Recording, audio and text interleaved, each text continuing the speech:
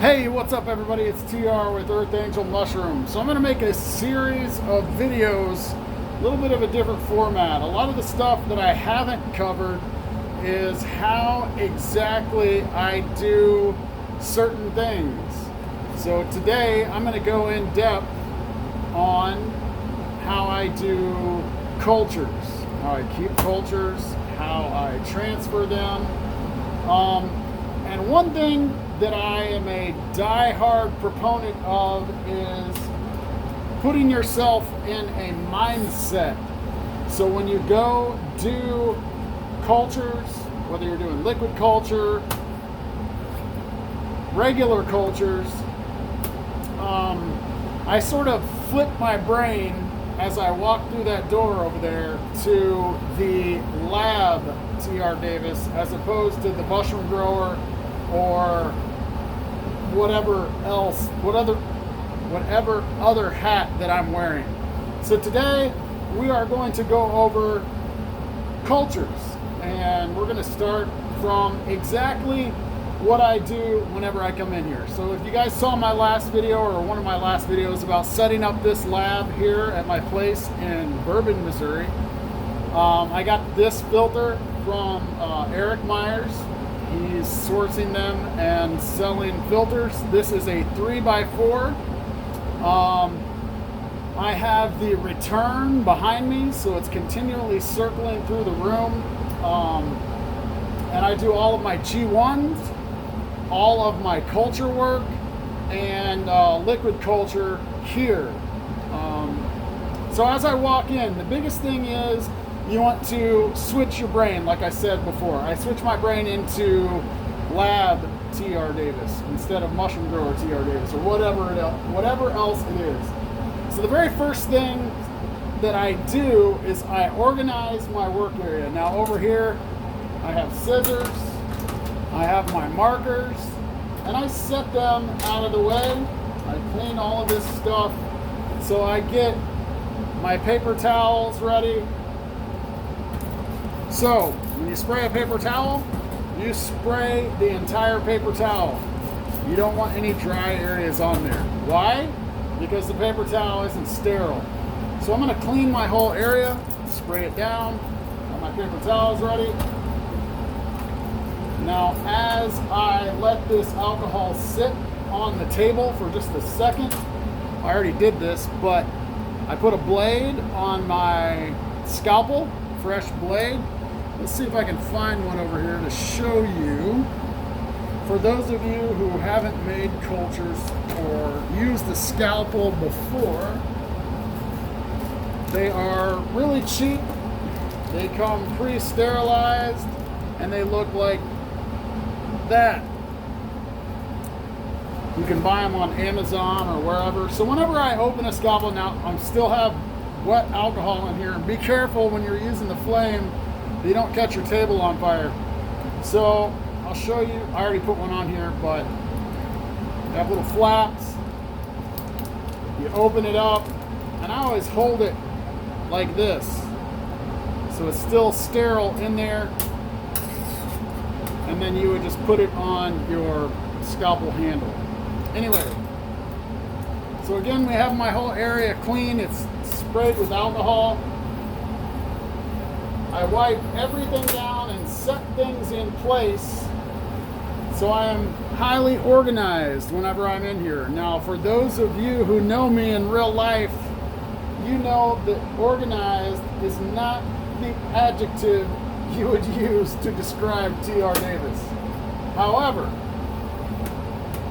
it is the adjective you would use when it comes to TR Davis in the lab. So typically I am not a really organized human being, but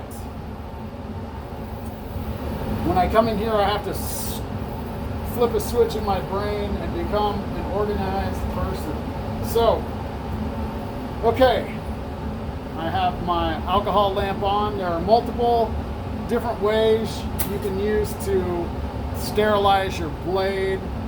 You can use a torch, a little propane torch. You can use one of the, I forget what they're called. They're ceramic and electric, and they're made specifically for scalpel sterilization. You just stick it in there.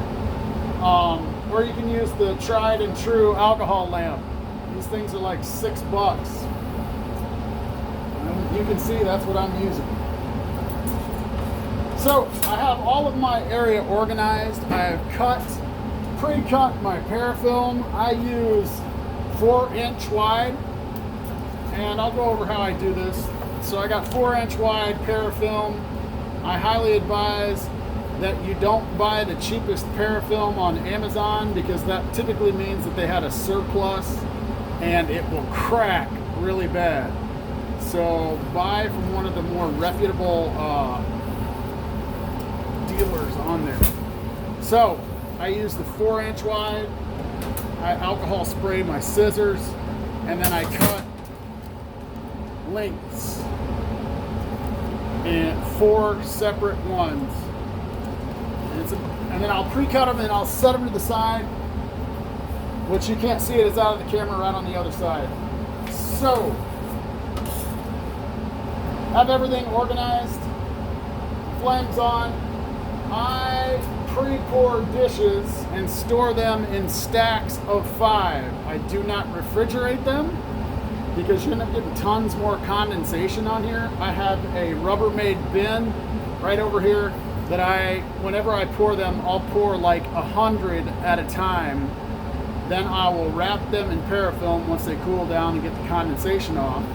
And I'll do them in stacks of 5. Now, if you only need one, you take the top one, and I'll just cut that parafilm all the way around so the bottom ones are still parafilmed, and then I'll just take that top one off. And that's exactly what I did with this one.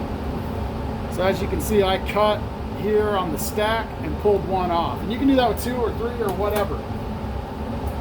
You want to verify that the plates you poured are good still. Look at them, make sure there's no mold, make sure there is no bacteria growing. So I have 2 separate types of plates that I pour. I have antibiotic and non-antibiotic. So I just designate one stack so I know that the marked ones are non-antibiotic. I use gentamicin whenever I do use antibiotic. It is an antibiotic that can withstand sterilization. The other ones, can you use them? Yes, but you have to wait for the mixture to get down to a certain temperature before you use it. Antibiotic can be good and bad. You want to base everything you do on your batting averages. So my batting average on plates, I'll contaminate 2 plates every 1,000. So I know my technique is sound in the way that I do things. So if you're going to use an antibiotic, you might want to use that to clean up a dish that you picked up bacteria, or if you're doing a tissue culture on a wild mushroom, you can use antibiotic that way. Basically, it's I don't know what the analogy would be. Maybe like a vaccine. It's protection against future stuff if you do use it. So I use it on some of mine, others I don't. And that's personal preference. And if you're trying to get away from bacteria, say on a wild tissue culture. Anyway, so back to, I've checked this plate. I have all of my area organized and clean. So when it comes to picking a dish, make sure you're getting your cultures from someone who knows cultures. You've heard me say before, there is a drastic difference in someone who knows how that strain, how that species grows, and a lot of these guys are doing cultures in their kitchen, in their mom's basement, wherever it happens to be. I don't trust very many of those guys. There are a handful of people that I trust getting cultures from. You've heard me refer to this whole thing as art. Cultures and spawn is a whole nother realm of the artistry in cultivation of mushrooms. And just because a culture grows out with no mold on it or visible bacteria does not mean that culture is good. It just means that it grew out and you don't see anything on it. And the guys that have done it a long time will see that, will know that just because a culture grows out contamination does not mean that it is good. So, so let's get to it. Whenever I have a dish, I already had that one open. This is a blue oyster strain called Oakshire. I picked that up when I was out in Kennett Square. So I have my plate that I'm going to transfer it. What I'll do is I'll take my alcohol. I will spray the plate. It's still wrapped in parafilm. I still have a wet paper towel, wet from alcohol. I clean it. I'm still in the front of the air here that's blowing towards me and blowing over, keeping everything sterile in front of me. I wipe that off like this. Then I will take the parafilm off.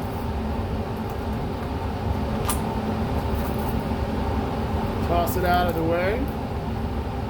Then I wipe it again.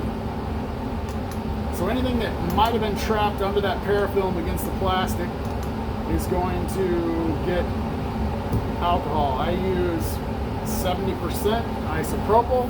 So before I set this down, I make one last wipe of where it's going to be placed, and then I set it down. I will do some close-ups of video of me cutting the plate and how I do it.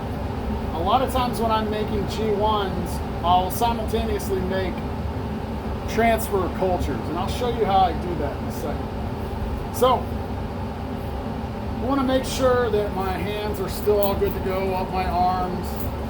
So I'm spraying up my arms. Be careful not to get your hands close to the fire. Every mushroom grower who does cultures and stuff with the flame has caught their hands on fire, caught the table on fire, and it never hurts because it's burning the alcohol, but scares you to death when you see your hand on fire.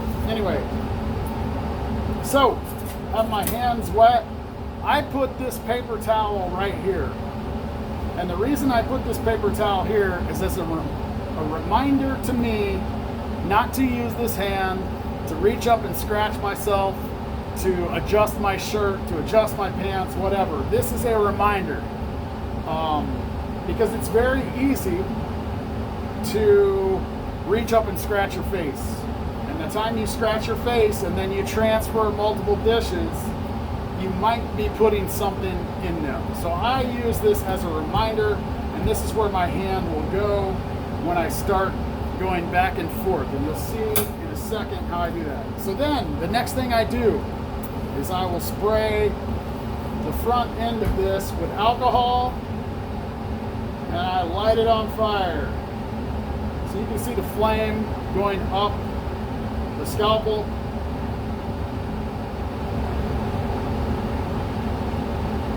Any part that is going to be over that dish, I want to make sure it is sterile. And you want to get this blazing hot. So the alcohol is all burned off.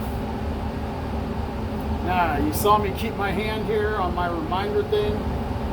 Now again, I'll get a close-up of how I actually do this. But at this point, I'm going to grab a piece of this culture, the one that actually has mycelium on it. When I open this dish, I want to open it so the flow of the air is coming this way. And you don't want to dilly-dally, but you don't want to put so much stress on yourself to hurry up that you end up screwing it up. When you start off, you're all finicky and you're shaking, and it's not that big of a deal. Open it up, cut a piece, transfer it, open that one up, transfer it, put it in there. There's no reason to get all shaky and nervous. Anyway, so I'm good to go now. This is sterile. I'm going to open this up towards the flow of the air. I'm going to cut a piece. And sometimes they want to hang up, which is all right. I'm not going to stress out. So I have the piece on the very tip. I put it in the next one. close it up. Okay, so now I have that transferred, and I'm going to show you guys on a plate. I'm going to sacrifice a plate here.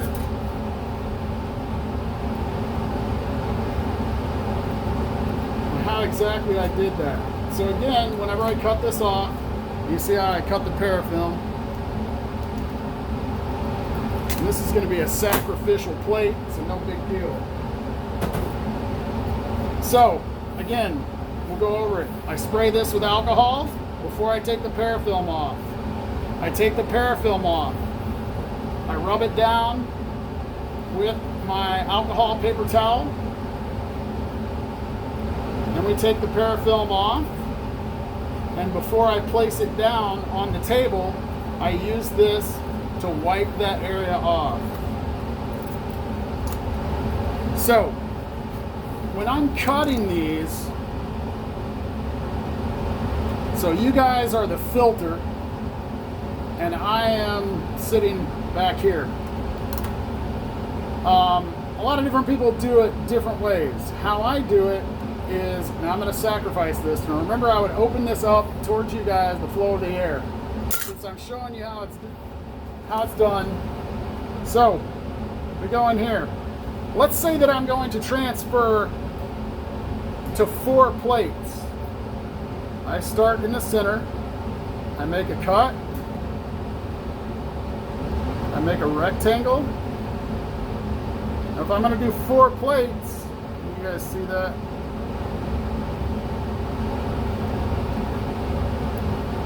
I'd make 3 cuts. 1, 2, 3. Now that rectangle is in 4 little squares. When you grab it, you want to use just the tip, and that makes it easier to transfer to the next side. So let's pretend I'm transferring to this plate. So I took this little piece and I transfer it over here. Now if you stab it way too deep, it's hard to get off the blade, but if you just use just the tip, all right guys, just the tip, and then you just push it down, take it off there. So again, just the tip, transferred it. Then you go back to your other plate and you grab in sequence your little rectangle that you cut out of there, take it, transfer it, take it, transfer it, take it, transfer it. So what this does is, if you're going to use this entire plate, like typically I will use that entire plate when I'm using it. I make a lot of plates and don't want to open and close them out of the refrigerator, back in the refrigerator. You just take a risk of getting contamination on a plate that is covered in mycelium. You're never going to see mold grow on the mycelium, or bacteria grow on the mycelium, so you might be harboring something. So whenever I don't like to open and close plates a lot. So anyway, if I'm going to use this, continue to use this dish, so I use this dish to make more transfers, and then I'm going to use this dish to make G1s. Well, now this makes it easy because I don't have a hole in the middle over here. Then I can go, and let's say I'm going to make 6 G1s out of this. I can still get, make my pizza out of here. Take that piece, take this piece. Whereas if you cut a little hole in the middle of the plate, then you're working around it. This is just a preference of mine, is I will cut a rectangle and cut all my pieces the first time I open it, grab the one and transfer it. So there you go. So we transferred that, showed you how to cut it, showed you how to transfer it. The blades get dull really fast, and different species of mushrooms, the mycelium will dull the blades faster. Chestnut has super thick mycelium, elms, super thick mycelium. If you go into making culture transfers with a dull blade, it becomes a real pain in the ass. So don't hesitate to stop, change your blade, and then keep on trucking if you're doing lots of transfers. Start with a new blade, alcohol, flame that blade. So let's go, because I transferred this. Let's go ahead and grab a piece of my parafilm. I don't like to cover the top and the bottom very much. That's why I cut them into about 1-inch sections. I don't want to stretch it too much because it'll start to crack as it's colonizing the plate. So I stretch it as little as possible, but just to get tension on the parafilm. I'm still in front of the airflow, and this won't leave that airflow until it's done. And of course, I want them to look good. I don't know why. I just do. So then we go to marking the information. A lot of people ask, well, what do I mark on here? That is completely up to you. You want to have what it is, of course. I use red Sharpie. Red Sharpie does not come off with 70% alcohol like black. And blue is the worst. 70% alcohol touches blue Sharpie and it disintegrates. So I like to use red. You can spray it with the 70% alcohol and wipe it and it won't just completely come off. So back to the information that I put on here. Okay, so I know that this is Oakshire Blue Oyster. So I'm going to put Oakshire on the top. Now again, this is all subjective. However you want to label your plates, you label your plates that way. There is no right or wrong way.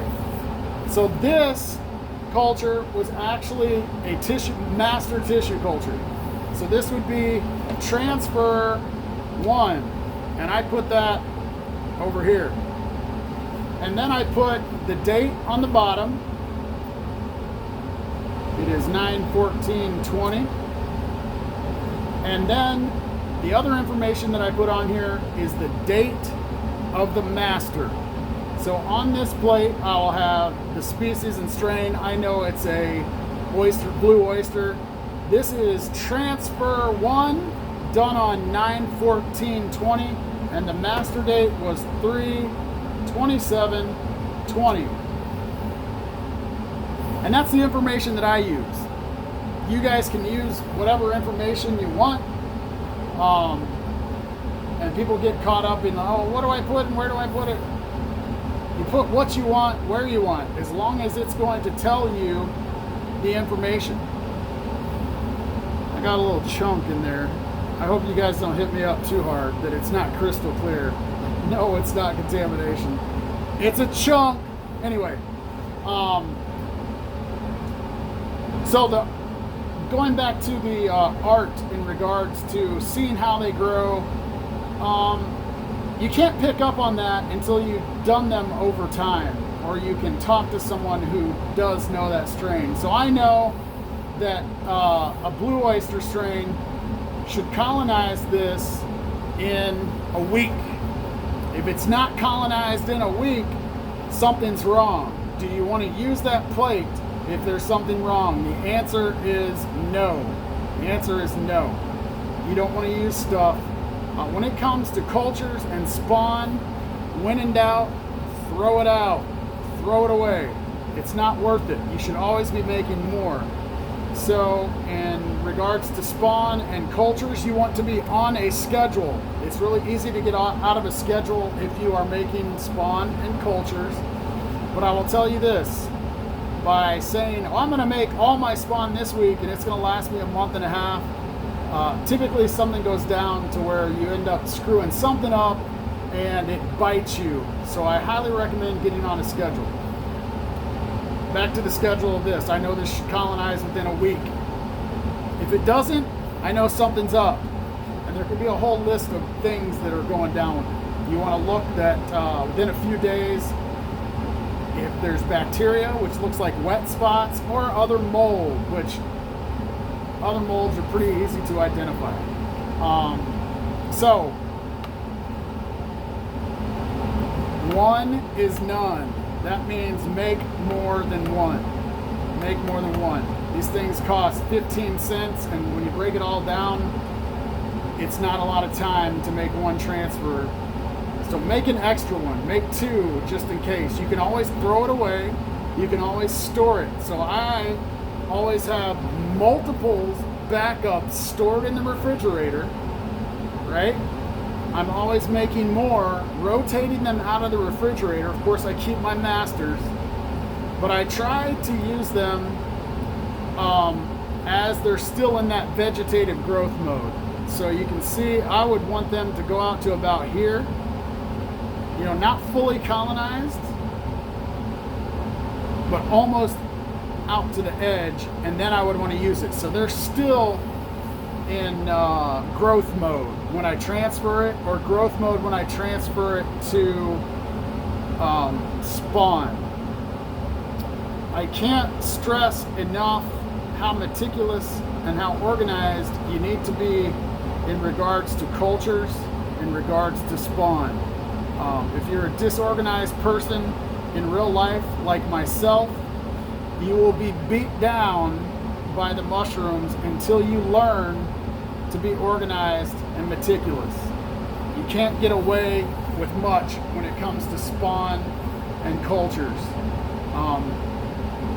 So hopefully this video helps everybody out. I'll store these. I've used a culture a year later that was stored on a Petri dish. Granted, the big thing with these is they'll dry out. So I got in the habit of just rotating them, using them all the time. Petri dish cultures. I think I pretty much covered how I do everything, what I write on here, how and why I transfer the way I do.